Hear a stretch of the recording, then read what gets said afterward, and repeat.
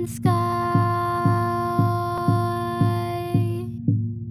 searching all around with a sharp eye for food on the ground.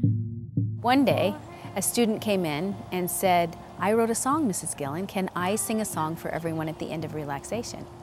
And I said, "Absolutely." So she sang this beautiful song that she had written about eagles.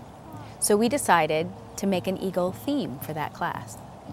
So we practiced like we usually do, and then we did eagle pose, and we flew around like eagles, and we landed in our nests, and we had an eagle visualization. And at the end of all that, Riley sang this beautiful, sweet song.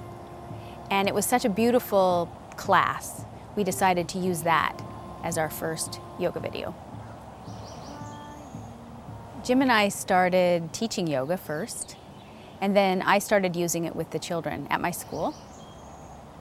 We kept seeing increasing numbers of really difficult kids. Kids that had a hard time sitting still, that had ADHD, that had autism, that had behavior disorders, and we were trying everything we could. And they didn't know how to self-regulate. And so yoga was just another tool. We had one teacher do a research study, and at the beginning of the research study, they could only stay maybe 1 minute on focused reading. She expected to get them to maybe 15 minutes, that was her goal. But after 2 or 3 months, they were up to 30 minutes of silent, focused reading, which really impressed her. And also, the children showed more compassion toward each other. They had more self-awareness. They were aware that they were angry, for instance. They were aware when they were upset. They became more aware of their feelings, and then they also had skills to know what to do with those feelings when they felt them. We had one boy report that in baseball he used it.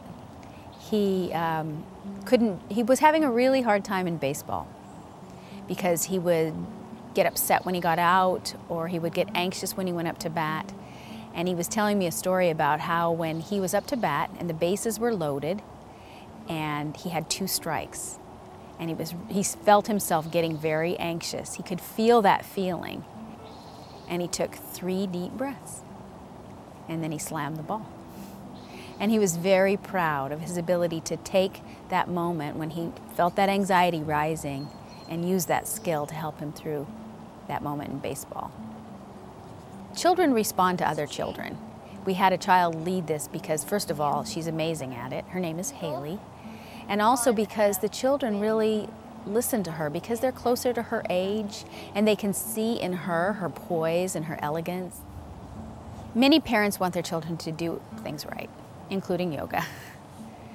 And in our program, doing it right isn't really what it's about. We want them to be safe. We want them to have good alignment. We have really simple poses so that they're not going to hurt themselves.